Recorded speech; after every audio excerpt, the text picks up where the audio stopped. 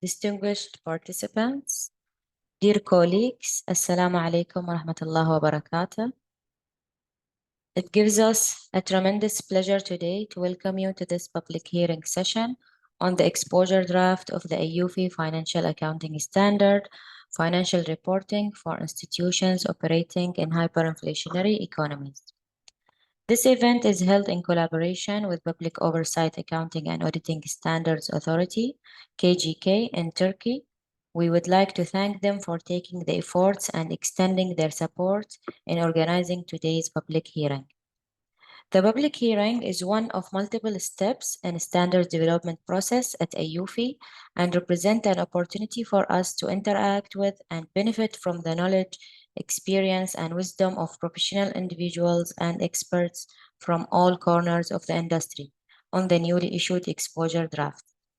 This public hearing is the first public hearing for this exposure draft this year. This standard outlines the principles governing financial reporting, including accounting treatments, presentation of financial statements, and necessary disclosures for institutions applying a AUFI financial accounting standard, operating within hyperinflationary economy.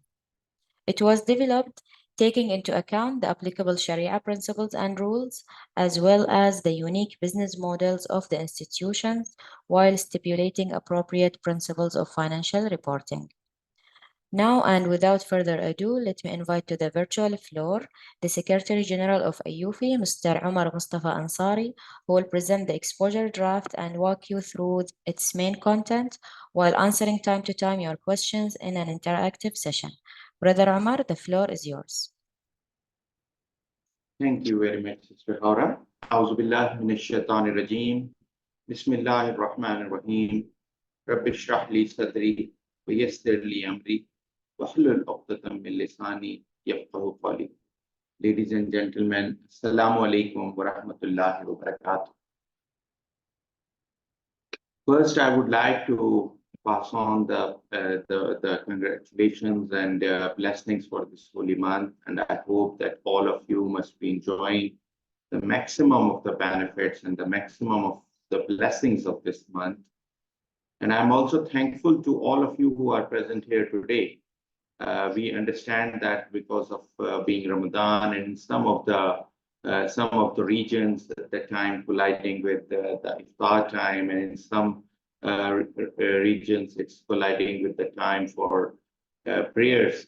And for those who are attending, actually, I can thank them for actually they are actually sacrificing their afternoon nap, Kailula, against this public hearing session. So a special thanks to all of you. And I hope and I pray to Allah Almighty that this session becomes fruitful for all of us in terms of learning and in terms of whatever progress AUFI is making with regard to these standards on financial accounting and obviously other standards. First, I would like to just take you through some background points before taking you through the standard itself. One thing that we should consider that this is one of the most technically difficult standards that we have worked on. And it's not only about us. Even if you talk to people at ISP, I'm not talking about only the normal experts in IFRS. I'm talking about even people at ISP and some of their technical team members and some of their even board members. They believe that this standard is very difficult, very complicated, even the IFRS, that is 29, that is very, very complicated, and its practical application becomes more complicated. Now, just I would say that multiply those complications with the 3 or 4, considering the additional Sharia-related challenges, the additional business model-related challenges, etc., that we have in case of Islamic finance. So from that perspective, it had been a huge challenge for us to work on this standard. Last year, we developed this standards exposure draft on a fast track, And the idea was to to push it hard to be closed as soon as possible. But at the accounting board of AOP, we thought that pushing it very fast on finalization track might not do enough justice with this very significant standard, because it might need more time of thinking, more time of discussing, more time of sort of how to put it. I would like to put it the way that this would this need, you know, some sort of uh, cool down thought process, that you don't just try to finalize the thing on in one go or in one sequence. Rather, you give it some time, you give it some space that you can think about it. Why I'm putting this question, like, you know, about this thing, this need, and this question that I'm putting, you will find the answer to this why in our discussions that we are going to have, because it's so complicated and some of the angles are so complicated even within FRS, that their application becomes more and more difficult, particularly for Islamic finance. The first question that we ask every time ourselves with regard to any of the accounting standards that we develop, that what is the need for this accounting standard? Is there any real genuine value addition that we are going to make? Like, for example, if I say that, if I just put it this way, that is this standard just for the sake of making a standard, or is it genuinely going to do some service to the industry, which is otherwise either a gap or which is otherwise in form of a wrong or incorrect treatment?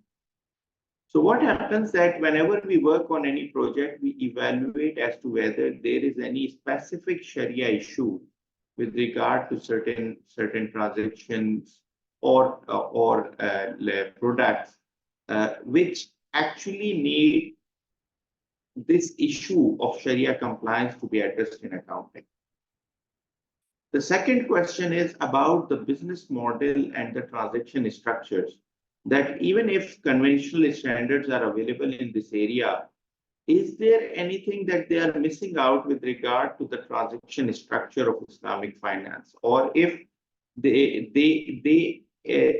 they are applied without proper modification to Islamic finance, it may not be reflecting the correct tone of the or the structure of the transaction in the right manner, and hence maybe it may result in a Sharia non-compliance, or it may result in a treatment which might not be suited for that specific business model or that specific transaction structure. When we ask this question ourselves with regard to development of this standard, we actually felt that there are multiple Sharia-related challenges, and there are multiple business model-related challenges that need to be addressed. You cannot just simply apply IAS 29 directly on these transactions or on these entities which are operating in these hyperinflationary situations, because of those Sharia issues and those business challenges, business model related challenges. I'm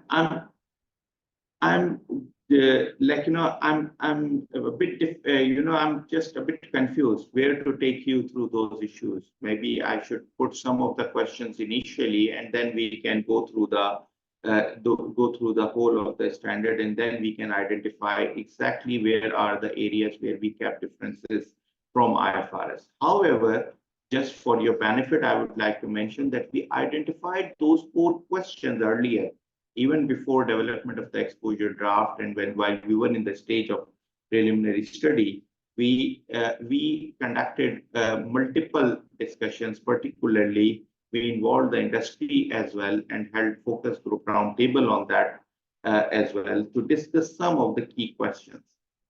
The most important key questions, some of them even are discussed. I can tell you, like, you know, that as we collaborate with the International Accounting Standard Board's Islamic Finance Consultative Group as well, even in their meetings, some of the challenges have been discussed. I won't say that there were no clear conclusions to some of those issues, but those challenges were at least discussed there. This issue of hyperinflation has become very, very relevant in the post-COVID scenario. So when we started evaluating that there are now more and more countries which are now either subject to hyperinflation accounting officially under IS, they might be applying even if they are not officially applying it. But there is a longer list probably which is subject to these challenges. And obviously it is evident from the highest interest rates hikes that you can see in different parts of the world that the benchmark rates and the government discount rates are significantly high as compared to the pre-COVID times or during the COVID times, which gives you a very clear indication that a large number of markets are impacted or are at a risk of being impacted. Some of them are on verge of it. Some are actually into it. Some are some are actually subject to the criteria, but the governments, the respective governments or the central banks haven't concluded on them being hyperinflationary, so they are still not following. But the additional challenge come at times when the parent is following IFRS and the subsidiary is in a country where there is hyperinflation, and the situation comes in a way that the subsidiary might not be applying hyperinflationary accounting in its local financial statements because of the local central bank or local government or the local accounting authorities not adopting the IAS 29 or not declaring the country as hyperinflation economy, but still they might need to do it for the consolidation purposes. And that was the reason that we started receiving many queries from some of our members, some of our accounting board members, our board of trustee members, some of the central banks to whom we were talking. They all started asking about what is the OFI's stance on this. Maybe I'm taking a bit of time in this background, but it is very important to understand this whole background before we go to the standard itself. So my apologies for taking your time on this. I think I can see a question in the Q&A tab. Okay, there is the brother Al-Tijani Ahmed. Assalamu alaikum, wa alaikum assalam, and Ramadan Kareem. Thank you very much, brother, for being with us. Now, when we started working on it, the main challenges were, number one, whether Sharia accepts a value for accounting purposes different than the actual value at which the transaction has been executed, particularly where a receivable or payable is involved. So this is just one of the most challenging questions, that if there is a receivable or payable, any increase in that receivable or payable is not acceptable as per Sharia. And the challenge comes because the increases and decreases that come there might have to impact in the process. They impact the balance sheet as well as the income statement, which means that the profits that you are calculating and eventually that you are distributing to your shareholders and more significantly to the investment account holders and other participatory stakeholders, they are adjusted profits. So the first question from the Sharia side was whether any type of this treatment is acceptable at all. The second question, I'm not going for all the details, but I'm just going to put some of the questions in front of you to give you an idea about how diversified those challenges were and how significant their impact was and how difficult it was to find some possible solutions. So the second example is that if there are reserves, gains and losses and reserves which are there, those reserves should not be should not be related to the shareholders alone. But the way accounting is done normally in case of hyperinflation, the effects of hyperinflation are not passed on to the investment account holders or other participatory account holders, even participatory investors like Sukuk or others. So the unique business model of Islamic finance transactions and structures actually put some sort of difficulty in recognition of those gains and losses, or what is the net monetary position difference. How that net monetary position difference is to be accounted for. That is a huge challenge, not an easy question. Not only this, let me put another question.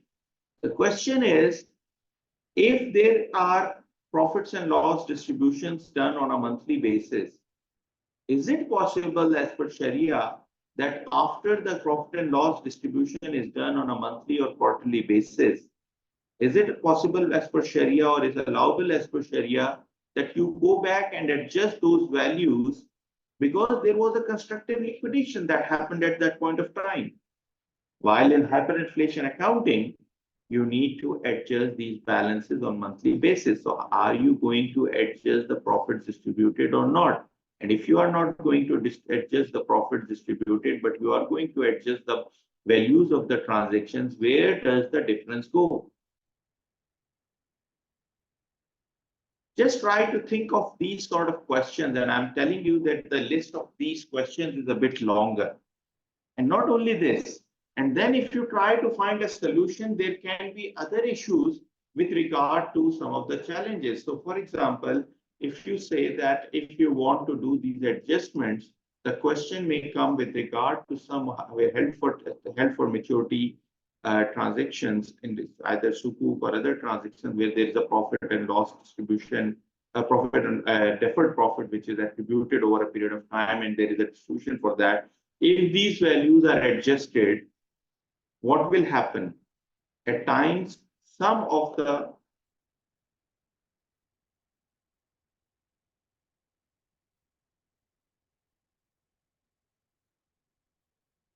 my apologies, there was a message on the screen which I had to remove, so my apologies for the disturbance. So with regard to those values that are determined, if those are revalued and if those are adjusted according to the new values, what will happen? That there might be loss issues on that, particularly if those are fair value. And considering the higher interest rates and the benchmark rates in the current times as compared to 3 to 4 years back, when most of these investments were made, particularly the long-term investments, those were made at the lower rates. We have seen the failure of Silicon Valley Bank and certain other banks recently because of the same issue, that their investments were in mostly low rate fixed return investments, bonds, etc. And any institution that has made investments like this is in huge difficulty in this point of time.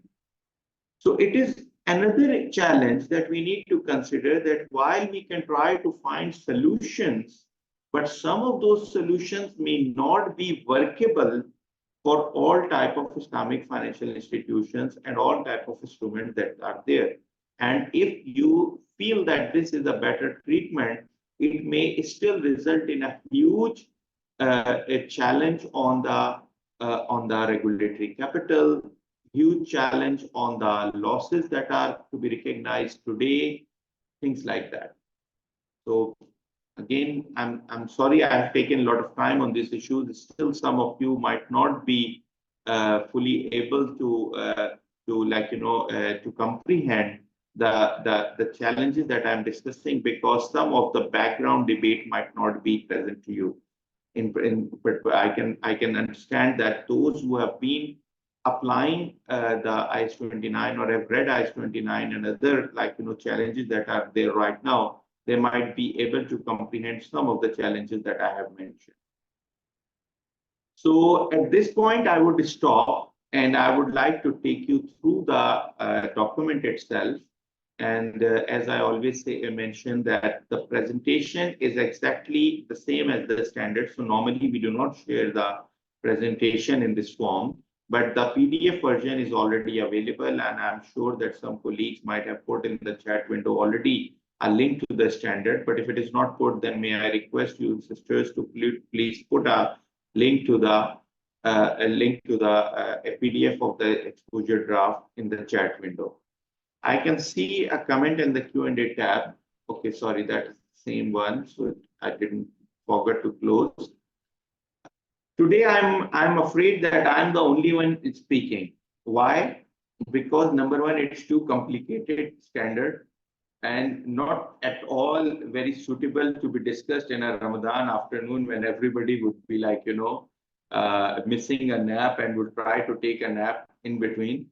And the discussion would be so boring. I can tell you, again, it may be interesting for us, for some of us, but for some of us, it might become so much boring that, I'm afraid that the input from the audience today will be less. So today I'm specifically requesting all of you to be a bit more active, try to put some questions and comments that are in your mind on the standard. And particularly, I would like to mention that for this standard, that's what we have done in this standard, the accounting board wants very proper industry input in that. Because we have done a small sort of experiment that we try to, how I would put it, we try to have some out of the box thinking this time. Means that we have not followed, normally what we do, we try to create a bridge between IFRS and Islamic finance transactions, trying to be as close as possible to IFRS. But in this standard, we have deviated from IFRS significantly. We have tried to bring closer to some extent, but we have not tried to just make a bridge between Islamic finance and IFRS. Rather, we have tried to develop a standard of our own, which may have some concepts borrowed from IFRS, but its main treatment and main approach is not just adaptation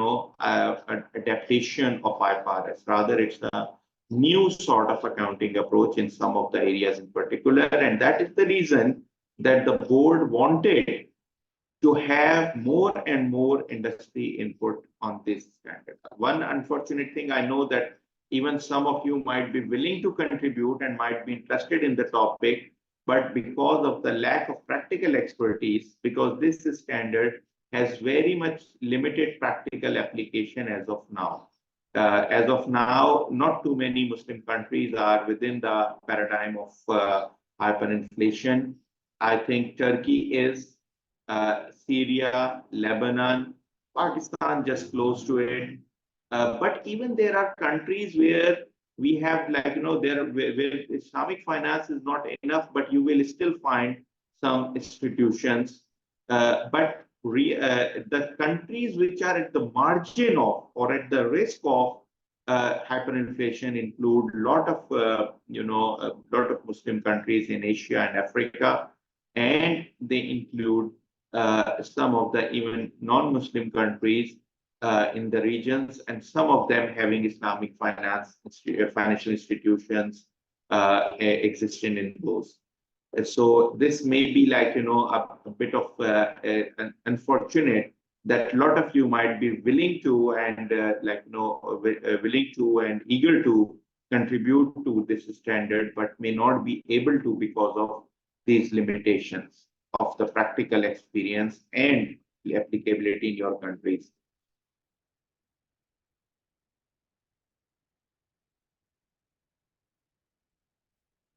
Brother Tijani Ahmad has a comment. Any unjust financial dealing is not acceptable from Sharia. I refer to Umar Chhabra Tijani. Brother Tijani Ahmad, thank you very much.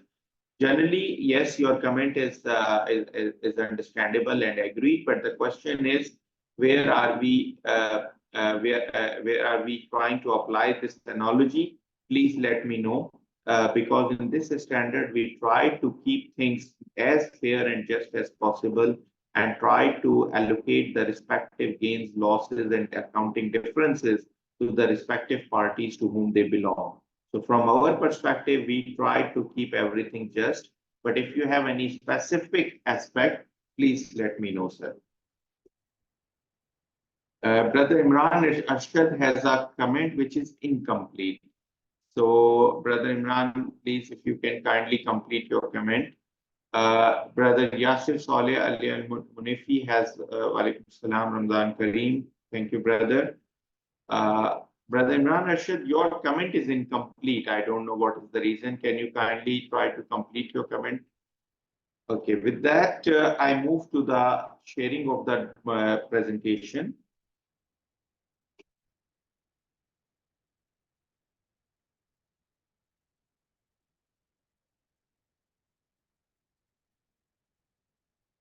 I hope, and I hope you all can see the screen. Okay.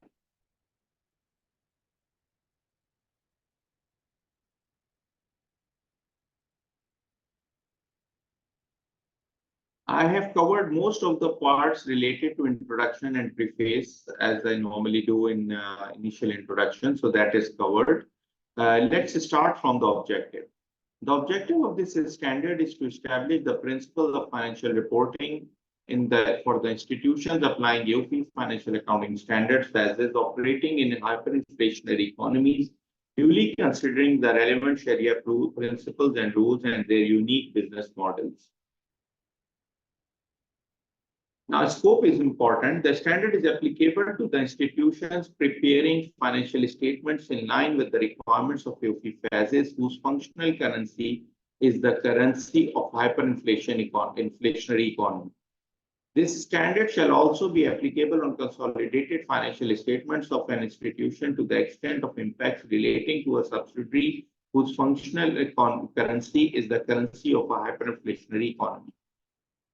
Now, unlike certain other standards, here the scope is expanded, even including a definition. Why? Because what is hyperinflationary economy is the subject of determination of the scope, but not the subject of accounting itself. So actually, you need to first determine what is a hyperinflationary economy for the purpose of determining the scope of the standard. And that is which institutions have to follow this.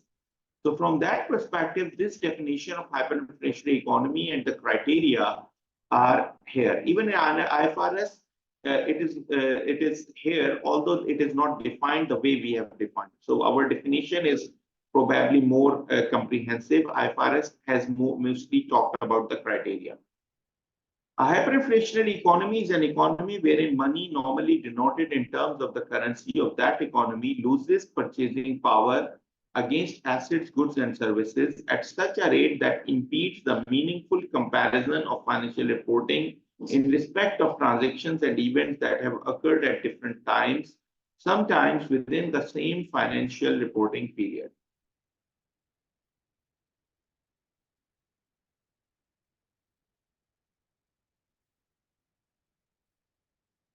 Now, how to determine this hyperinflationary economy? So the main crux of the definition is, if you allow me to repeat that part, is it loses purchasing power at such a rate that impedes the meaningful comparison of financial reporting. Now, the question is, are we comparing with the transaction that happened today with the transaction that happened yesterday or that happened last month, or we are comparing against the transaction that happened last year or year before that? Hyperinflation accounting addresses both challenges. That is, even during the current financial period, it needs adjustment. If the impacts are material, it has an adjustment element since the beginning of the year or beginning of the financial reporting period till the date of reporting. On the other hand, the comparison, that is the corresponding figures, are also important to understand the performance of an entity over a period of time, that is period to period comparison. We had challenges on both ends. First is that how to account for anything that happened in the beginning of the month or the beginning of the last month or beginning of the current year as compared to the transaction happening at the end of the year, or the balances that are reported at the end of the year in the balance sheet. And the other challenge was also there with regard to the corresponding figures being adjusted with regard to the last year or the year since beginning of the because you have to adjust it on a historic basis. So this comparison within the period and the comparison with the comparative period both remained a huge challenge. And we had a question with regard as to whether and to what extent we can apply the same accounting approach to both of them. But we had more challenges as compared to simple application of IFRS. In the simple application of IFRS, you can have indexation of the comparatives easily, and for the whole year, you can have indexation, index-based adjustments. But for the transactions where you have already, most of the transactions are part of the investment pool, where the profit and loss distribution is done before the end of the period, that is on each month end. So now today I am standing at the end of the year, but I have already closed 11 periods of the profit and loss distribution in my year, and I have closed distributed the profits and everything. The constructive liquidation has been done. Can I go and challenge and change that constructive liquidation? Even if there are changes in the value, the monetary changes, the net monetary position difference that comes as a net position, can I put it only in hand of for the shareholders? If I cannot put it all for shareholders, can I ask the investment account holders in case of a negative situation? Can I ask the investment account holders to adjust the figures? Or can I give them additional profits or take profits back from them, whatever the situation comes according to indexation? If the profits are distributed to investment account holders, as per Sharia, those are constructively liquidated, so hence those are full and final. But if I go and adjust those period balances and profit and loss for those periods by this indexation and adjustments, what happens that there is a profit and loss element that comes out of it, which as per Sharia belongs to them and not to the shareholders. But in the simple application of IFRS, these all differences will go to the shareholders alone.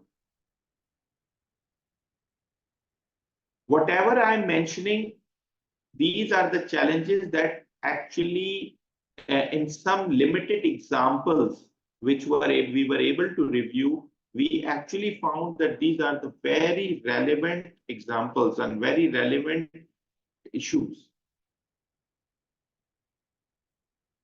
So from that perspective, it is very important to understand that this is the crux, that meaningful comparison should be there.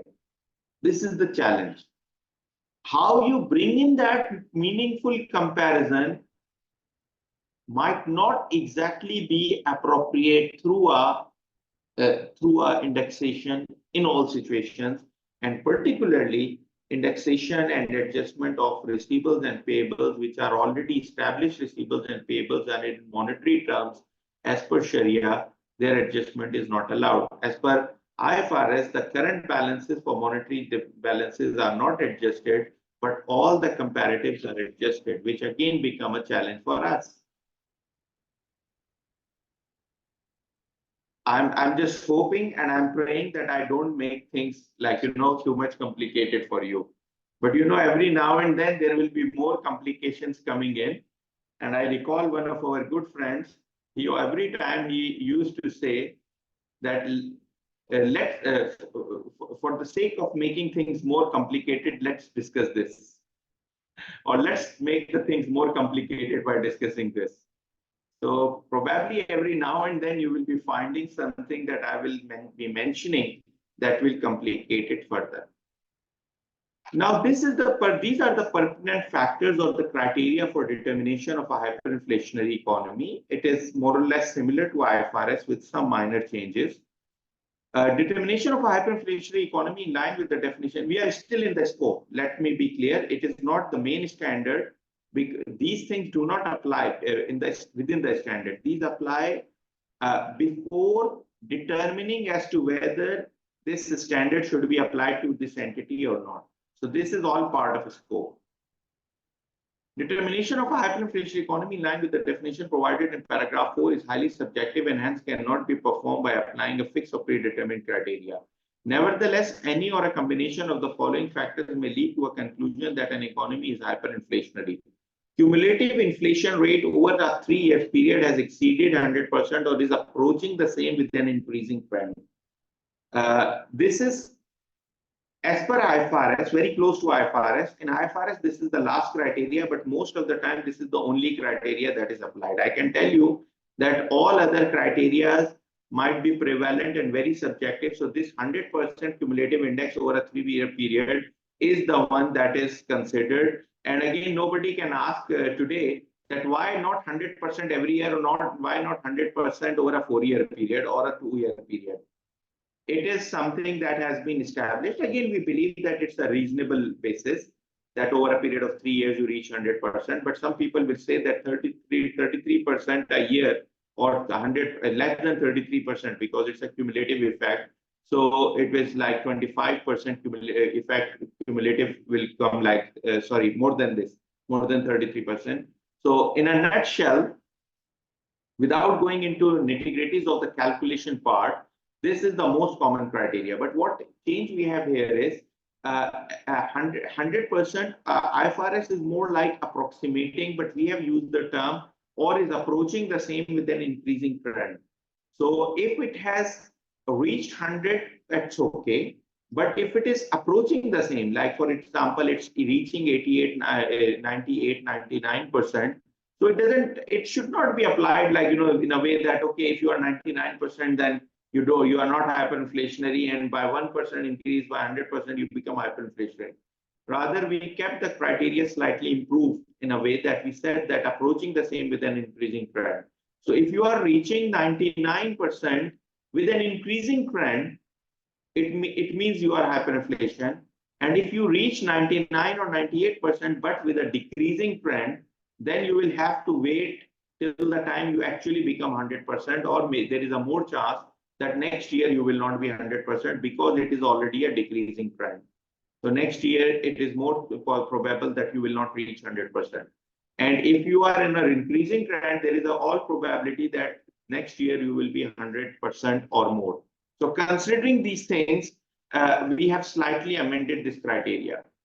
Now, other criteria are benchmark discount rates, wages, and prices are linked to an index. Prevalent use of a stable foreign currency in place of functional currency. Now, I would like to request all of you to keep this one in mind. Prevalent use of stable foreign currency in place of functional currency. So a lot of people doing the transactions in those countries actually will be doing transactions in maybe US dollar or euro or any other stable currency as compared to their own country currency. But this you need to keep in mind because the solutions that we have identified has one important link to this one. The prices are usually quoted in a stable foreign currency. So even the supermarkets and the consultants and the service providers and the common commodity markets, they all will be quoting the prices in a stable foreign currency, mostly US dollar, euro, or something like this. General population prefers to convert key monetary assets to or in a stable foreign currency. This is another challenge that as soon as you have your local currency in hand, you try to get it converted into the foreign currency. Notwithstanding the factors enumerated in paragraph 5, an economy may be declared to be an hyperinflationary by a multilateral institution or the respective central bank or the respective government. So we are not saying that every institution to decide this thing, but With or without these conditions, the authority should be in form of a multilateral institution like IMF, World Bank, etc. That if they decide, or the respective central bank decides, or the respective government decides. IMF actually keeps an eye on the hyperinflation and has this data. IMF, World Bank both keep an eye on that and have this data. We have comment from brother Dr. Idris, Mohammed Idris. You are moving right, no complications yet. Thank you very much, brother Dr. Idris. And we would be looking forward to have your comments on actually the practicality and other aspects of the solutions that we have come up with. Sister Amal Al-Masri, Assalamu alaikum and welcome. Are there any other standards that we need to return to except phase 1 regarding determination of fractional currency, paragraph 9? Excellent point, Sister Amal, but just allow me to reach there. Then we have Brother Yusuf Al-Lazim Juma, Ramzan Mubarak, Ramzan Mubarak, Ramzan Kareem, brother. Thank you very much for being with us. Sister Amal, I'm keeping your question open. I'll just try to answer it when we reach this paragraph 9. And we would try to learn from your experiences and the challenges that you are having also, because we can well understand that in Syria, although officially it is not determined as hyperinflation, but technically it is hyperinflation. So there are huge challenges. So maybe some of the important comments you can provide as you have been providing earlier to us. Now coming to definitions. For the purpose of interpreting and applying this standard, the following short definitions are relevant. Fair value is the price that would be received to sell an asset or paid to transfer a liability in an orderly transaction between market participants at the measurement date. If I put a full stop here, this is the standard definition as per IFRS and as per AOP. Obviously, our earlier standards had very slightly different definition, but that was wording or cosmetic difference. Now we are trying to align it. And IFRS also time to earlier you use a bit slightly different definition also, if I remember correctly. And they also have now aligned all of them to one. But here we are talking about another part also. And in the specific context of this standard and for the purpose of application of paragraph 15 to 17 also includes deemed fair value as prescribed in this standard. So we are saying that it is fair value, but there is a context of deemed fair value in the specific context of this standard. And the idea, I'll come to answering this question, why we are talking about deemed fair value, what is the reason and rationale for that. Hyperinflationary economy is already defined in the scope, so we just refer to it here. Index is the means of quantifying the periodic effect of weighted aggregate price, purchasing power, and of performance of economic resources.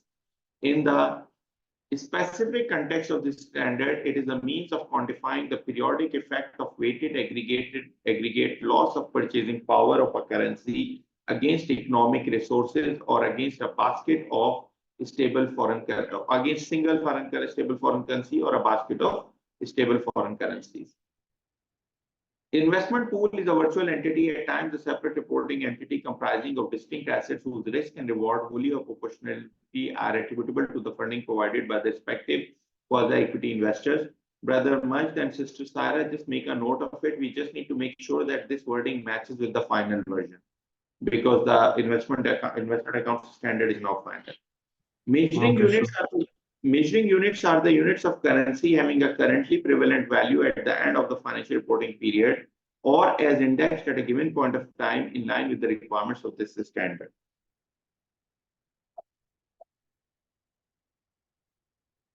Monetary assets in the specific context of the standard are assets that are in form of either cash, contractual right to receive cash or another monetary asset from another institution or entity, or contractual right to exchange a monetary asset with another institution or entity.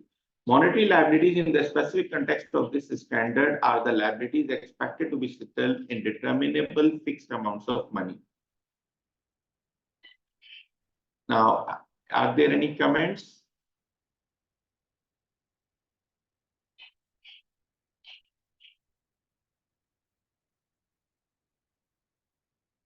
Brother Yusuf Al-Lazim Jama has a question. From what I understood, that these standards are applicable only to hyperinflationary economy. Thus, those companies operating in more than one economy, where some countries experience hyperinflation while some do not have, we have not to adopt these standards. Brother Yusuf, partially your question is correct. Your conclusion is partially correct and partially not in line with this standard. This standard says, for example, let's take an example. I'm just giving you a hypothetical example. We have Al Baraka Islamic Bank headquarter, Al Baraka Banking Group headquarter in Bahrain. Bahrain is not hyperinflation. Al Baraka has its subsidiaries in Syria and Sudan and Turkey. All the three are technically hyperinflation, even if they are not following, all of them might not be following the hyperinflation accounting, but technically they are hyperinflation. So the question is, if Al Baraka follow UFI standards, what would it do? Or if Al Baraka follows IFRS, what would it do? In that situation, Al Baraka may have 17 entities, I believe, out of which maybe two more might be just reaching the level. For example, Pakistan might be just reaching the level of hyperinflation, but it's still not. So if you calculate based on that, it would be more like that Al Baraka need to apply in 3 countries the hyperinflation accounting. If those countries' local regulators are not asking to follow the IFRS or AOFI hyperinflation accounting, in that situation, they will be doing local accounts as per local, but for the foreign reporting purposes, they will have to do for consolidation purposes and to the parent subsidiary to parent reporting purposes, they will have to prepare financial statement based on hyperinflation. Because Al Baraka adopts either AOFI or IFRS. This means that while one bank itself might not be subject to hyperinflation, but its subsidiaries may be. But if one subsidiary or 2 subsidiaries or 3 subsidiaries are following, it does not mean that the whole banking group or the whole of the other institutions might also be required to follow it. So this is just one example, and naming an institution was just for the purpose of giving an example, because actually Al Baraka is probably the largest spread Islamic banking group around the globe.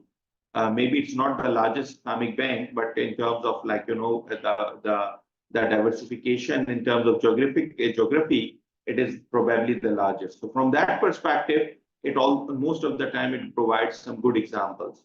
So from that perspective, Brother Yusuf, what I would say that Al Baraka Banking Group will have to apply the accounting for 3 subsidiaries. The 3 subsidiaries will have to follow it, while other 11, 12 subsidiaries will not have to follow it.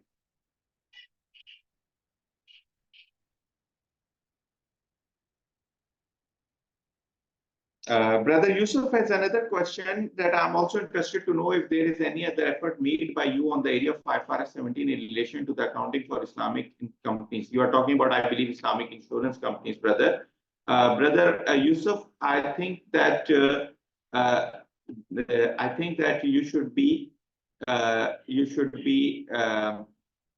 to put it? I would say that you should be referring to FAS 42 and 43.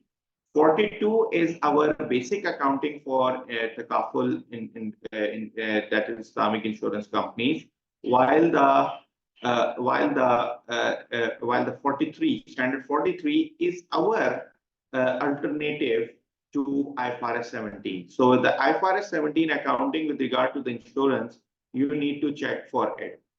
Brother Majd, I can see you are putting an answer to Sister Amal's question. I kept it open for purpose, so please do not close that question. When we reach that paragraph 9, please remind me, I will answer that. Yes, sure.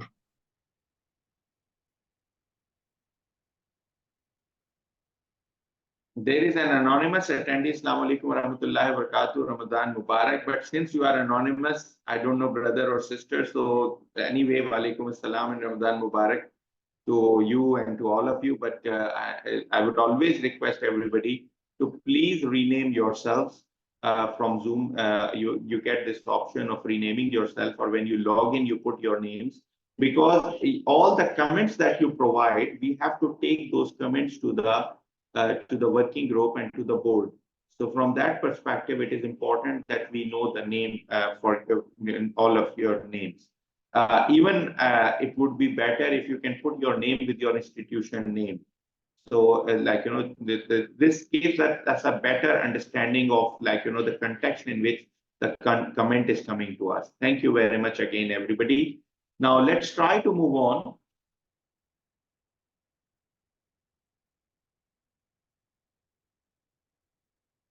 Now, coming to financial reporting by institutions that are operating in hyperinflationary economy. So what solution we have tried to find?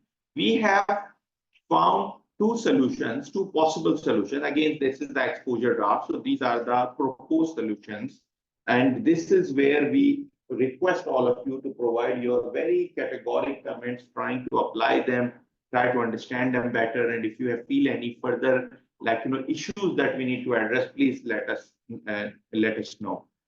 So first option is that we should be following either of these two. One is you do functional currency redetermination, and two is that you do fair value based accounting.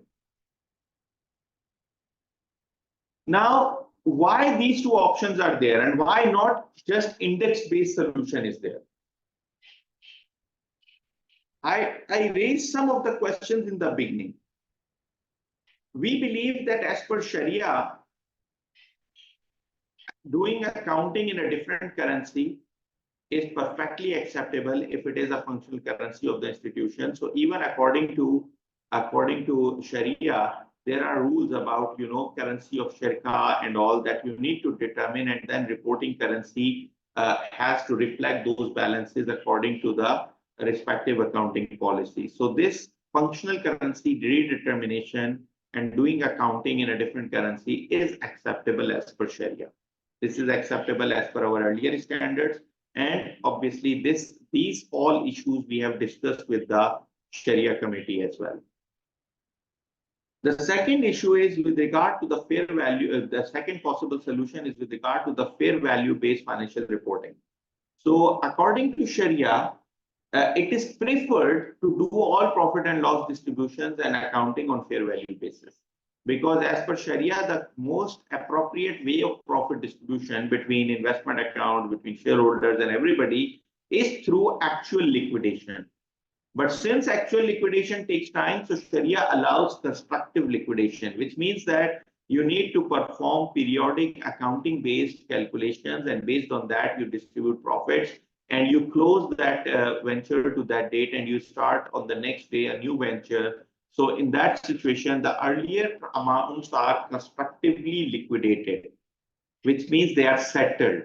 You are if there is a issue with the settlement, you will not go to the investment account holders home and ask them that, okay, you need to give me back some profit that I paid you earlier. No, it is constructive liquidation. It's fully and finally settled.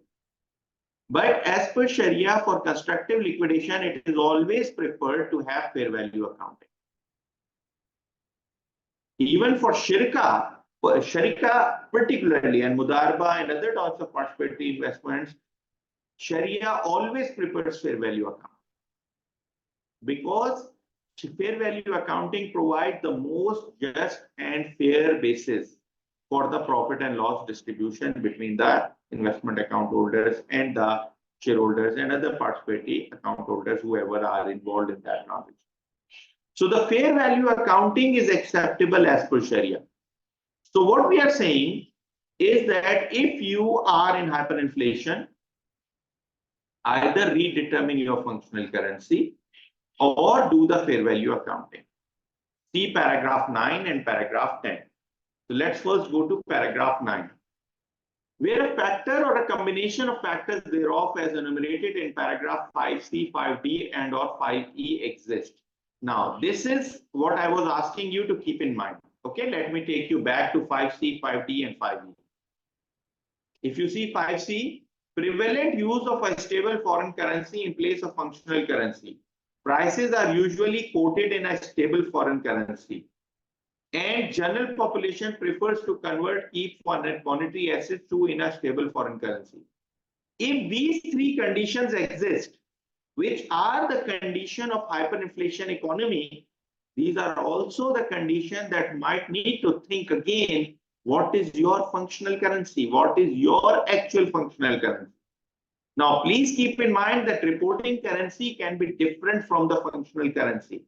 And while we know that some regulators or most of the regulators might be requiring the institutions within their country to use the local currency as the reporting currency, but still if the regulator allows, then redetermination of functional currency might be a very good solution to decide with regard to how to apply the hyperinflationary accounting. And I can tell you that redetermination of functional currency, which has certain common factors with the hyperinflationary economy determination, may result in a situation that you have a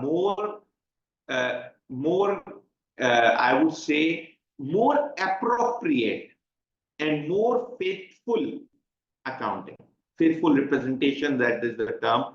For me, for some of the regulators, if they allow accounting in a foreign currency being a functional currency, which effectively is the currency in some of those countries, it should be considered as a proper way of applying the hyperinflation accounting as compared to what we do in the in the case of a normal application of IFRS 29. So where a factor or combination of factor thereof as enumerated in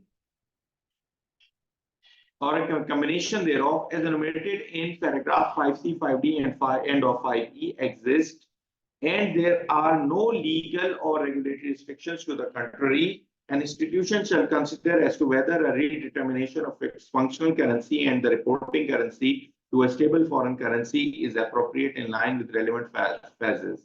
In such a case, the institution shall follow the requirements of relevant AOP phases.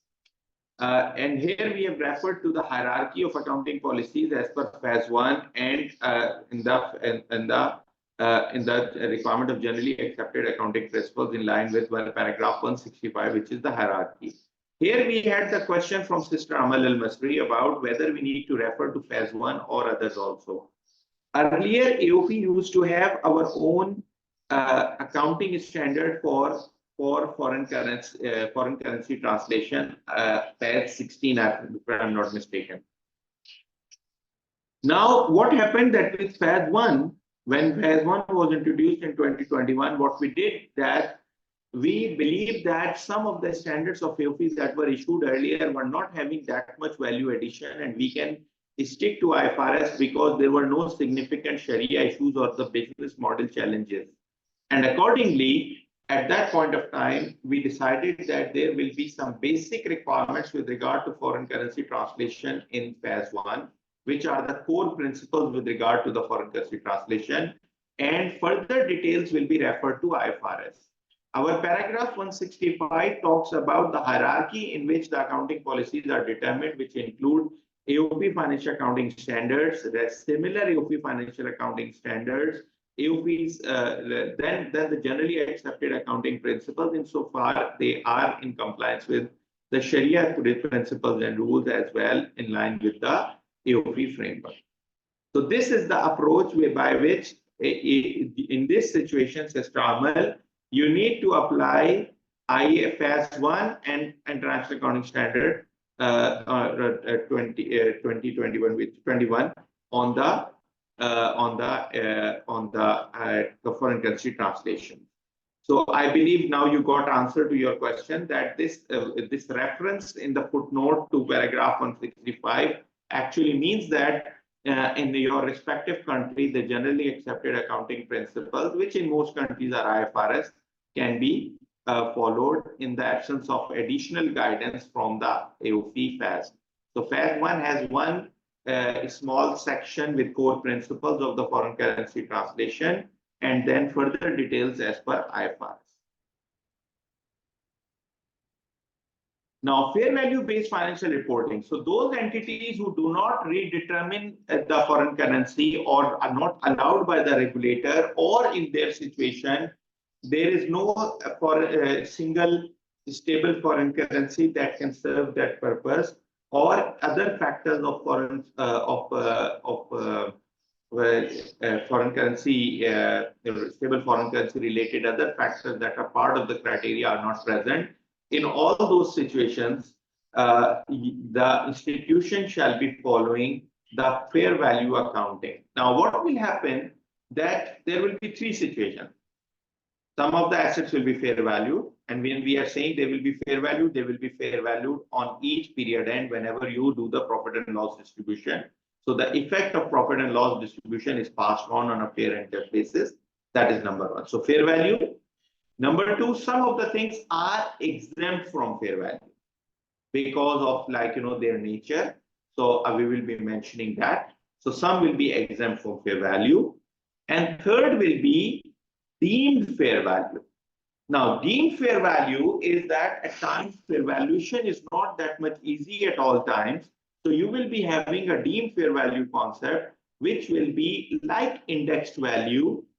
But the difference is that this is the basis of application is slightly different in some situations, because it's not just going to be applied like index value, but rather it will be indexing, and then this will become a deemed fair value, and then the other fair value accounting related treatment in line with this standard and other AOP related phases will be applicable.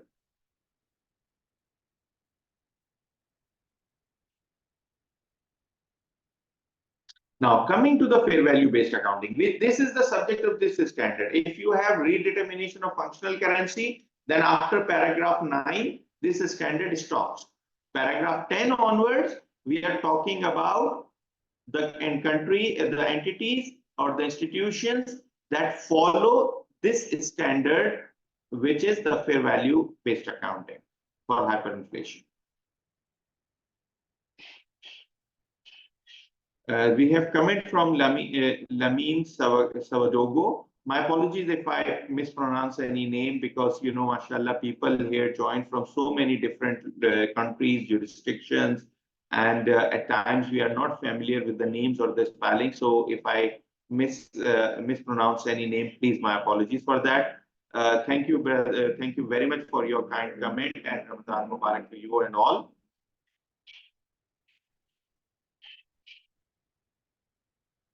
Okay, so now coming to statement of financial position. An institution whose functional currency is the currency of hyperinflationary economy shall remeasure items constituting the elements of a statement of financial position at fair value, with the exception of accounting treatments prescribed in paragraph 12-13. Now, what is in 12? The following will be exempt from fair value. Monetary assets and monetary liabilities. Why exempt? Because monetary assets and monetary liabilities are established receivables and payables, which mean that any change to them would tantamount to riba, and that is the reason that Sharia does not allow you to revalue any of your established receivables and payables. Again, even under IFRS, monetary assets and liabilities at the end of the period, at the end of the balance sheet date only, they are not required to be remeasured. But as per IFRS, earlier values, that is at the end of the 11th month, at the end, or on a weekly basis, are still to be adjusted, while as per AOP, these are not to be adjusted at any time because of the Sharia issue. So here we are different from IFRS. Our solution, as I mentioned, this standard, our solution that we have proposed is not very close to IFRS. There is some out of the box thinking in this. Assets acquired for future delivery for which a contract or promise exists requiring delivery sale at a pre-agreed, pre-promised value. So, for example, I acquired asset for Murabha. So I acquired asset for Murabha and I acquired it for 100, and I have a promise from my customer available that he will acquire it from me at 120 for a 3 months credit. Now, he will make me payment after 3 months, but because I acquired the asset today and I will be delivering it to my customer, and customer has a pre-promise or a pre-contract in some situations also. In case of, for example, Ijara, there might be again for sale, you cannot have a future sale contract. But for Salam and Istasna, again, you can have a future sale contract.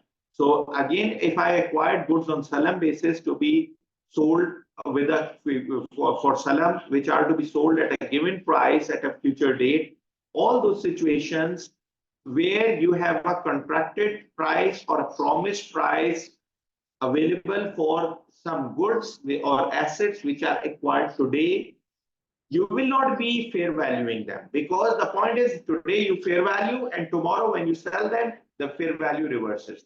So there is no point in giving a gain today and making a reversal tomorrow. Held to maturity investments in Sukuk and similar instruments reflecting a fixed or virtually fixed stream of cash flow. The investments which are held to maturity in nature in Sukuk and similar instruments, they are having a fixed or virtually fixed stream of cash flows coming, which means that even if today I fair value them, tomorrow the fair value will go down and eventually it will go till the end. So if it is held to maturity, that is the reason that held to maturity investments under IFRS and under AOFI are normally not required to be fair value. So the exemption of that fair value will still be there to them. But the question is, do we index them then? No. The answer is then we exempt them from this requirement. They will not be even indexed, because the cash flow that is related to them will not be indexed actually. Even if you index it, there will be reversals eventually. So we follow the same accounting treatment that held to maturity investments in Sukuk and similar instruments. We understand it well that in hyperinflationary economy, mostly these will not be there at held to maturity for long periods. They might be normally for variable rate instruments. One more thing to mention, if they are variable rate instruments, normally the variable rate will be changing over a period of time. So again, the effect of fair valuation will eventually reverse either way. So in a nutshell, we keep them exempt from the fair valuation. Assets and liabilities linked by agreement subject to Sharia principles and rules to changes in prices, such as through an index with or without caps and floors. So as some Sharia compliant structures may still include some pricing link with the indexes. Again, we are not saying that all of these are halal or all of these are haram. We are saying that if there is a structure which is having a transaction or pricing element linked with the index, which will be adjusting the cash flows that you will be having in future, assuming it is Sharia compliant. We know there are Sharia compliant options in that. So that will also be exempt from the fair value accounting, because it will not be realized at fair value or paid at fair value. Rather, it will be realized or paid at per the indexed value, not at the fair value. Item number E is quasi-equity, which is also exempt. Why quasi-equity is exempt? I'll answer you in the next para. So these exemptions that we have provided in 12 will be subject to the accounting treatment as per 13. Monetary assets, liabilities, held to maturity investments, and assets required for future delivery for which a contract or promise exists requiring delivery sale at pre-agreed pre-promise value to be reported at carrying value in line with the requirements of relevant AOFI phases, which means that they will be as per the normal accounting, because normal accounting will be followed for these assets or liabilities. Assets and liabilities linked by agreement subject to Sharia principles and rules to changes in prices, such as through an index with or without caps and floors, reflected at values adjusted in accordance with the agreement. So they will not be at cash, not at fair value. They will be as per this situation. Quasi-equity. Now, the quasi-equity, why we are not asking the quasi-equity to be revalued? Because quasi-equity, subsequent measurement of quasi-equity as per AOFI is that quasi-equity you cannot measure directly. Quasi-equity, that is the investment accounts, the unrestricted investment accounts, sukuk based on participative structures, etc. They all have underlying assets. So the valuation of the quasi-equity shall be dependent on the valuation of the underlying asset and not by directly revaluing or readjusting them at fair value or at index value. So if they have monetary assets, monetary liabilities, held to maturity investment, etc. underneath it, what will happen? They will be carried at the same carrying value and the adjustment of profit and loss will be done. If they have assets and liabilities linked by agreement with an index, they will be adjusted. The profits and losses that will be appearing in the pool, investment pool, will be reflected by that. So that will be there. And if there is fair value, because what is not falling in this will be at fair value. So whatever is at fair value, they will all be adjusted. So quasi-equity to be reflecting the appropriate effects of fair value adjustments to the underlying assets and related liabilities where applicable, either through allocated profits or losses or through creation of appropriate reserves.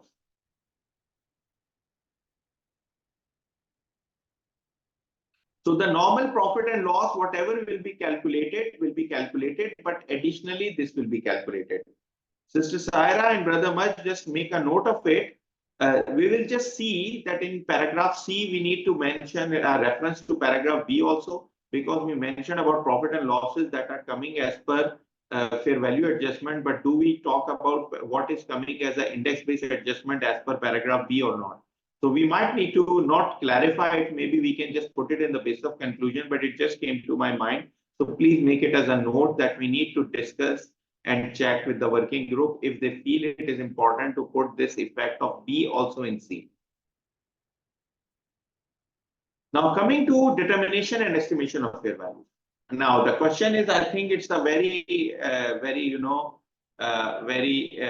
difficult time in Ramadan and very difficult standard. For that purpose, I mentioned it several times. So we haven't received too many comments till now. As of now, I don't have any question and answer tab, any comment in the Q&A tab. So my request is to all of you that please try to cover it. And a lighter note, at time I say that if there are no questions, then either all of you are sleeping or otherwise I'm too good. So most of the time I believe that I'm too good. I'm sorry by saying this, but just I'm kidding. But today I can believe that it's not a matter of being too good, it's a matter of people sleeping. So for that, just to bring back your attention, this is a very crucial part of how the fair value will be determined. The items of the statement of financial position of an institution that do not meet the exception criteria specified in paragraph 12, except for the transaction effects as described in paragraph, Brother Maj noted, it should be paragraphs 42 to 44. Okay, Brother Maj, Sister Sarah, it should be plural. Yes. Shall include the following: assets and liabilities, if any, that are carried at fair value in line with their respective accounting policies to continue being reported at fair values in line with respective accounting policies, whereby the respective gains and losses to be reported accordingly. Assets and liabilities, if any, that are carried at cost or amortized cost in line with the respective accounting policies to be reported at fair values determined in accordance with this standard, whereby the respective gains and losses on fair valuation to be reported as a part of net in hyperinflationary fair value gain or loss being an item of the other comprehensive income. So what we are saying? We are saying that except for the exclusions in para 12, everything has to be fair value. So now some of the things were being fair valued already, like some sukuk might be fair valued already, like sukuk and other investments at fair value through income statement or fair value through OCI. So some of them were already being fair value. So whatever was already being fair value, it will continue the same way. So their fair valuation will go like this. Now, if there are assets which are not being fair valued earlier, now what happens? Where does their gain or loss goes? So we have said that there will be a separate hyperinflationary fair value gain or loss item in the balance sheet as a part of equity. It will go to OCI, and through OCI it will go to a separate reserve. So it will be routed through OCI to a separate reserve, which means that this will be a net hyperinflationary fair value gain or loss. This is somehow equivalent to the net monetary gain or loss, net monetary position gain or loss in IFRS. But it will be different, not exactly the same, because we have created some exceptions.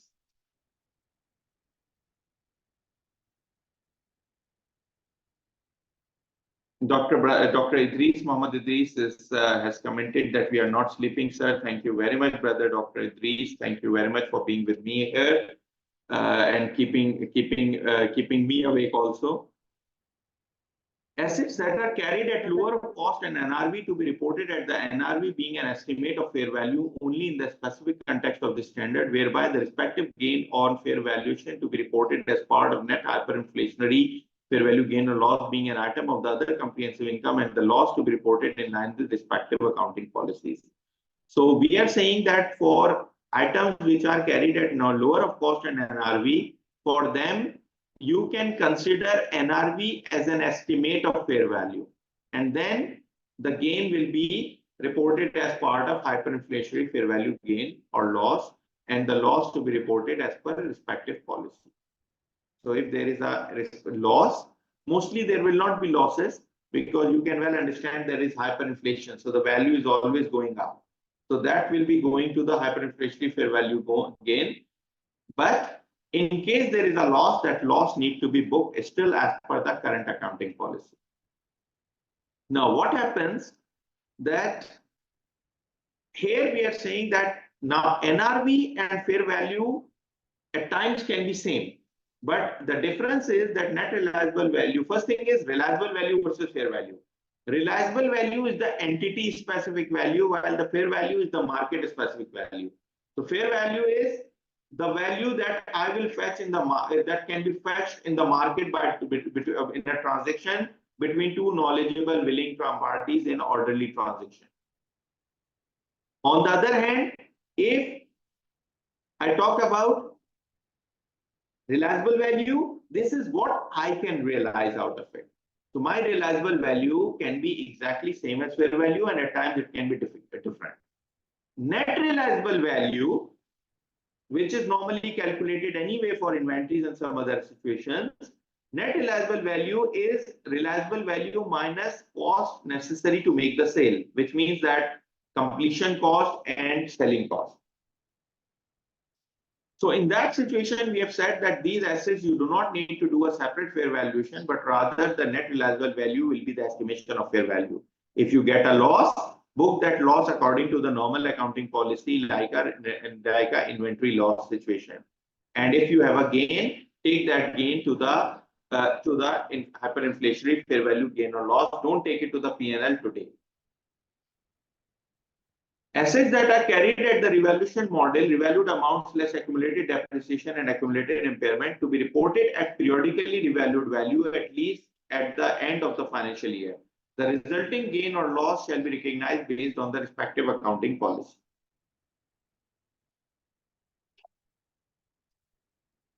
We have two comments here. One comment. It seems that there is no way out except what has been suggested, but the question is how the financial statement represents just and fair financial statement. Brother Altijani Ahmed, thank you very much for your nice comment, and thanks that you agree with the approach taken by AOP Accounting Board. Thank you very much for that. But with regard to the fair and just situation, you remember that in the beginning we said that hyperinflation is a situation where the meaningful comparison becomes the comparison becomes meaningless. Meaningful comparison becomes impossible. So the point is here we are trying to create meaningful comparison. Meaningful comparison is important for the financial reporting need of the investors and the other stakeholders. Additionally, brother, you need to keep in mind that we have made these changes to IFRS and not followed IFRS directly because we wanted to make sure that the fairness and justice related requirements applicable to the participating investment account holders, shareholders are also met properly. So if you see the way we have defined the accounting for quasi equity, etc., you will yourself feel that That is the only way of keeping fair and stable, fair and just returns to the investment account holders and the participating investment account holders. Thank you very much, brother. Brother, All I other want to raise hand. Sorry, Raise hand. who has raised? You want, okay? So if you want them to be allowed, so who has raised? So brother, Mr. Ismail. And brother Ismail Ali, hail, please allow them one by one to speak. Yeah, Brother Mr. Ismail. Ismail, please.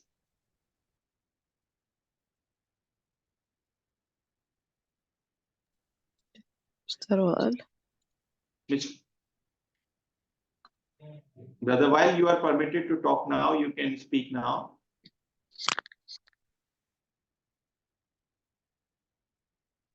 Brother Wael Mirza. Brother, no, I didn't. Sorry, by mistake. I raised my hand by mistake. I apologize. Okay, no problem at all. No problem at all. Maybe it was gesture based. Zoom now takes gestures also. Okay, brother Ismail, do you have a comment? Anyway, brother Wael, thank you very much for being with us. It is highly, appreciating for us that senior people like you actually take out time, attend, and it is good that now you are new in our accounting board, so at least you can see how the things move on the accounting side. And surely we would love to have your written comments also in due course. Okay, so let's move ahead. So we are talking about the accounting for statement of financial position. All other assets and liabilities to be reported at deemed fair values, estimated through application of an index in line with the requirements of paragraph 15 and 16. So here is the only place where we allow the indexation. It may be impracticable for an institution to ascertain fair values of certain assets or liabilities due to unavailability of observable data input to assess the fair values of these assets or liabilities, or undue cost and or effort inevitably be incurred in ascertaining fair values. When the condition is described in paragraph 15 apply only in the specific context of the standard, an institution may apply an index to the balances of such assets and liabilities to obtain a deemed fair value. For certain assets and liabilities where applicable, whereby the fair value estimation in line with requirements of paragraph 11 to 14 is performed at the end of the financial year, the requirements of paragraph 15 and 16 for the determination of deemed fair value might still be applicable for the purpose of valuation of such assets or liabilities as of the end of the interim financial reporting period, if the impact within such period is considered material. And obviously, at times it will be material, because what will be happening is that if you are having 30 to 40%, 50% high inflation or more than 100% inflation rate per annum, then even 3 months period, the amounts might be impacted. So what we are saying here is that if you are unable to determine fair values, and for other assets and liabilities where the fair value determination is not possible and those are not part of the exclusion, in all those situations, you can apply the indexed values as being fair value. That is number one. Number two, even if you do a fair value accounting at the end of the year, but you did fair value accounting at the end of December 2023, but now in 2024, first quarter financial statements you are preparing, and within first quarter there is a 25% inflation, which means that the impacts might be material. So in that situation, you can apply that index as a deemed fair value. So it was a fair value on which you applied a deemed fair value for a quarter. This way, you can keep the values as current, and this will ensure that the profits and losses and other workings that are done and the rights and responsibilities of the parties reflected are appropriate. Then we have some guidance with regard to selection and usage of index. I would say that this is more or less aligned with IFRS. Today, I just don't want to keep the session very long. So some of the points I will try to skip. Unless somebody has a comment or a question, I'll be happy to address it. But now onwards, because this was the main accounting that we already discussed. But for the remaining sections of the standard, I will try to be quick, because although we have half hour left, but our preference is to close, not take 2 hours of your time today. So we'll try to keep it quick. So in a nutshell, this is some criteria for the selection and use of an index, that how the index can be used. There is one thing that we have included specifically is an index based on a basket or a basket of stable foreign currencies. So that is one of the things that we believe the approach is slightly different from IFRS here as well, if I remember correctly. But this is where we believe that at times you can have a more appropriate way of it, and at times it is more reliable data. The problem is that in a lot of countries, the data of index against foreign currency or a basket of foreign currencies is more easy and reliable, while the data with regard to the index of consumer price or the wholesale price or all the indexes based on the market price data, at times they are not that much reliable. So in that situation, an index based on a stable foreign currency might be much more reliable because all data is more easily available. Selection and use of an index, again,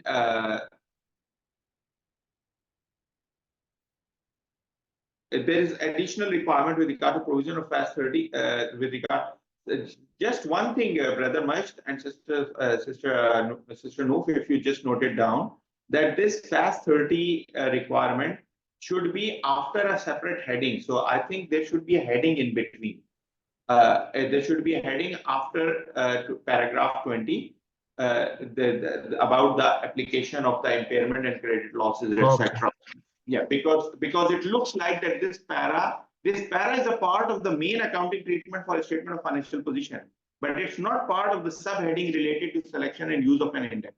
Okay, so it should be appearing either with a heading, or maybe we can take it. Maybe we can take it above the selection and use of an index. We'll see where to place it, or otherwise it's better to just put we can put simply put a heading above that, level 3 heading. Okay, now coming to statement of income and other comprehensive income. So we are saying they are not to be restated. This is different from IFRS. The IFRS requires you to restate the periodic balances. Now, why we are saying it will not be restated? Because we are saying that we are asking you to do a fair value accounting, which means that monthly you are doing a fair value accounting, quarterly you are doing a fair value or deemed fair value accounting, which means that the profits and losses related to those periods are already included in the statement of income and statement of other comprehensive income. And they are already distributed to the respective parties or kept to the reserves related to respective parties. One thing, let me clarify, and this is a very important challenge that we discuss time and again, and I think I did not discuss it earlier, but let me discuss it. So for example, there is a 100% gain this year. If we try to distribute that 100% gain, that 100% gain might not be available in form of cash. We cannot distribute it to the shareholders. We cannot distribute it to the investment account holders, because that is invested in asset to asset and asset to asset. So now this is a possibility that according to AOF's current standards, investment account holders related reserves may be maintained even in case of a fair value reserve. So the same accounting treatment is to be kept here, that a hyperinflation fair value reserve and the normal fair value reserves for these investment accounts will be kept. There are some disclosure requirements related to that. I'll come to that. Because even if there are some reserves, these reserves will be reversed over a period of time, and once these are reversed, this amount should be paid to the investment account holders, participating stakeholders, and shareholders. Again, it's up to you whether you pay or you don't pay. But for investment account holders and participating stakeholders, it's a must that it should be paid. So from that perspective, it should be paid when it is recycled to income statement again. And those which are not recycled, again, so the distribution is as per Sharia and contractual requirement. Distribution is not as per accounting. So there is a gain. We are not asking you as an accounting to distribute that gain.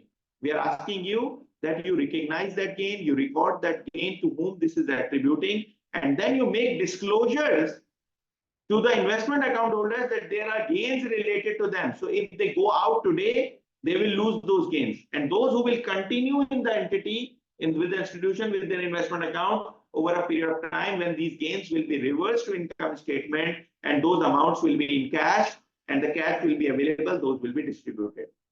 So the fair value gains will be distributed on recycling basis again, but this is according to the contractual and Sharia requirements, not the accounting requirements. Accounting requirements tell you to how to record the gain and where to put the gain, but it does not push you to pay the gain. Payment of gain is a Sharia and contractual issue.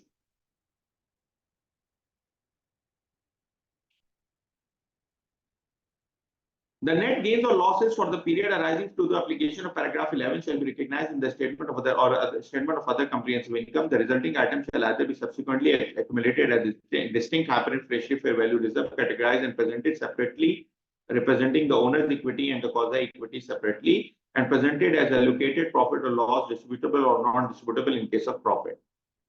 This is again or either. The standard does not require any adjustment to the statement of income and distribution related to quasi equity, except for reflecting the appropriate effects of fair value adjustments according to the respective para. The effect of such adjustment shall either be accounted for through allocation of profit or creation of appropriate reserves, including where applicable hyperinflationary fair value reserve in line with the respective accounting policies. The statement of cash flow is not required to be restated or adjusted. Consolidated financial statements. In a nutshell, what we are saying that if you are a parent, you should be if your currency is a currency of hyperinflationary economy, you may have a conventional currency being a currency of a hyperinflationary economy. So first situation is where you are hyperinflationary and subsidiary is hyperinflationary.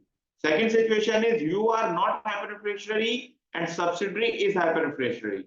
The financial statement of subsidiary will be restated according to this situation. I think this point I explained in the beginning as well. I can see a question now. Sister Amal has made the point with regard to quasi equity. I think we have to apply the principle of isolation separation with complete precision when forming a fair value reserve to isolate the underlying asset financed by depositor fund from the bank's other assets while applying this standard. Sister Amal, this is a good point. Actually, the banks, normally, even in normal banks, we suggest always that the account, the fixed assets and other long-term assets should not be part of the investment pool attributable to the investment account holders. For example, even the investment in subsidiary, etc., should also not be based on that. So this is our general view. However, there might be situations which might be impacting these situations. So this is a challenging situation, but your point I fully agree. But this is an accounting standard. Sister Amal, how in an accounting standard we can say that you isolate this? This isolation can be a Sharia requirement, a governance requirement, or a regulatory requirement. But this isolation cannot be an accounting requirement. Accounting requirement would be how to reflect it. But thank you very much. I fully agree and endorse your comment is very good.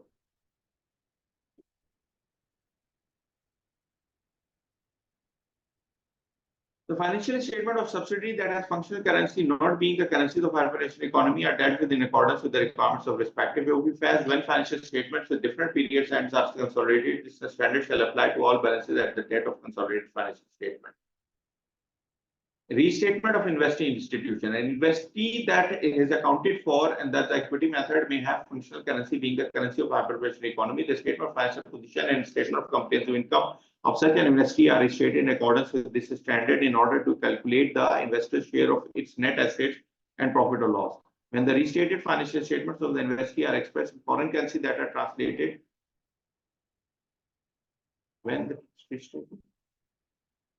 so in a foreign currency, they are translated at closing rate.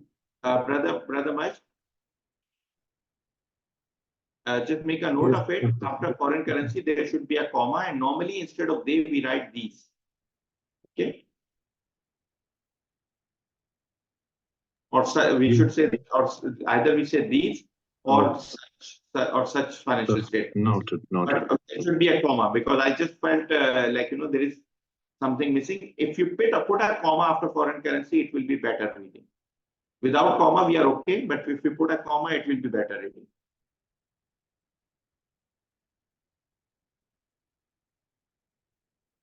Economy ceasing to be hyperinflationary. When an economy ceases to be hyperinflationary, an institution discontinues the preparation and presentation of financial statement prepared in accordance with the standard, shall treat the amount reported in line with the requirement of the standard at the end of the previous reporting period, financial reporting period, as the basis for carrying amount in its subsequent financial statement. So that becomes the carrying value, and going forward, you apply the normal UFI phases. But as of that date, your values are adjusted. Just one more thing on the presentation side, very important presentation side. In addition, what we are asking in the comparatives. So IFRS asks you to adjust the comparatives. We are asking you that financial statements will be presented in a way that they will be presented in a way. Let me just take that part first. So there will be two type of figures. Number one is corresponding figures. An institution shall present the corresponding figures for its financial statements the same as previously reported, except for any restatements in line with the relevant requirements of phase 1. So corresponding figures, because corresponding figures as per Sharia cannot be changed, you have already made those changes, you have distributed, you have monetary values that cannot be adjusted. So accordingly, you will be not adjusting those values. And there will be a third column comparative, which will be based on index. So this will be a full financial statements adjust the third column based on index. So what we are asking is, there will be normal corresponding figures, which were based on whatever was reported last time.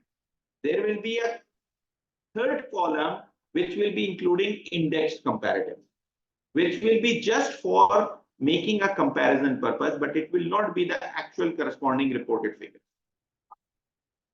Now, on the presentation side, the more important thing, there are some general disclosure about functional currency being a hyperinflationary currency, and that fair value has been applied, the basis of accounting that have been applied, the identity and level of price index that has been applied, amount of hyperinflationary gain or loss for the period related to quasi-equity and related to owner's equity, amount of accumulated hyperinflationary reserve related to quasi-equity and owner's equity. Then you have the net fair value gain or loss disclosed according to the paragraph 31D2 D1 shall be classified between that are distributable and non-distributable, because some of them can be distributed and cannot be distributed. Similarly, about recyclable and non-recyclable, that how much of it will be recycled to the statement of income, which means it will be distributed, and how much is distributable within 12 months, that is recyclable within 12 months. So whatever is recyclable within 12 months will be available to the investment account holders for distribution within next period. So this is again one of the important aspects. Then the balance that is not expected to be recycled to the statement of income, that also need to be mentioned.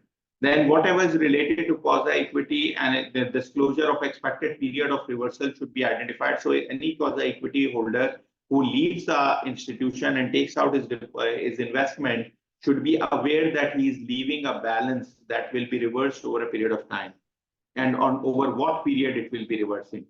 And the institution shall disclose plan about utilization, the balance of hyperinflationary fair value reserve that is not expected to be recycled or to a statement of income. Then accounting policies, new and amended accounting policies are to be disclosed. Corresponding figures we discussed already.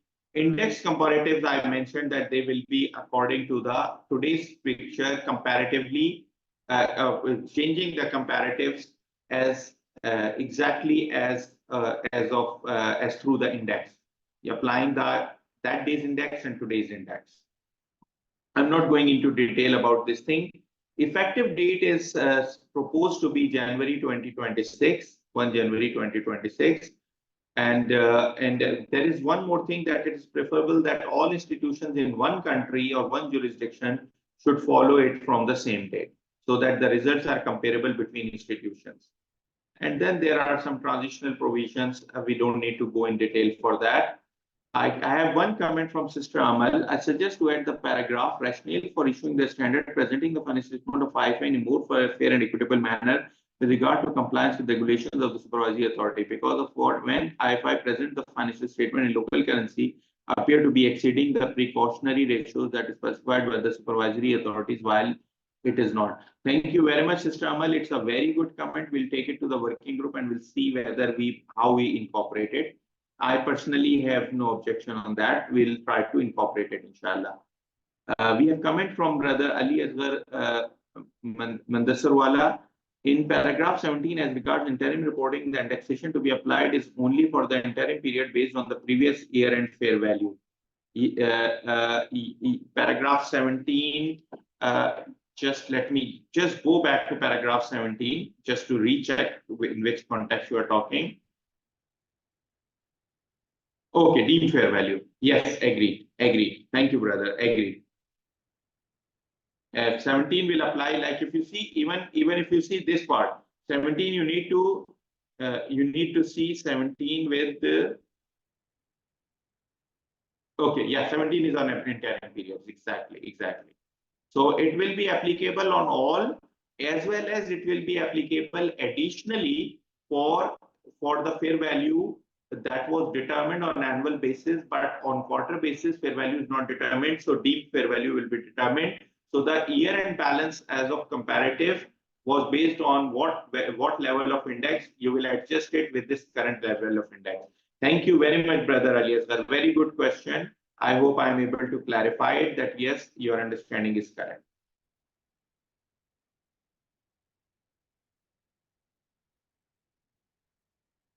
Okay, do we have any other comments? I cannot see any other comment, but we are just completing. I think we have 15 minutes left to time, but our plan was to complete it a bit earlier.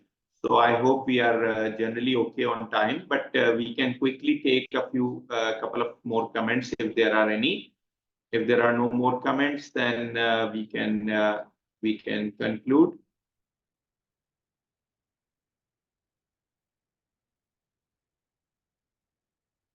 I still can't see any comments. So Sister Hora and Brother Maj, back to you for conclusion, please. And from my side, Assalamu alaikum to everybody and Ramadan Kareem, and Thank you. Thank you very much, Brother Ahmad. Jazakallah khairan. Thank you very much for the invaluable session on hyperinflation. We would like also to thank all the participants for their valuable comments and being around for this couple of 2 hours in Ramadan timing. Inshallah, we look forward for having further public hearings on the same standard. Hopefully, we will have two in Arabic, two in English and one in Arabic, inshallah, very soon. Thank you very much. Jazakumullahu khairan. Assalamu alaikum wa rahmatullah.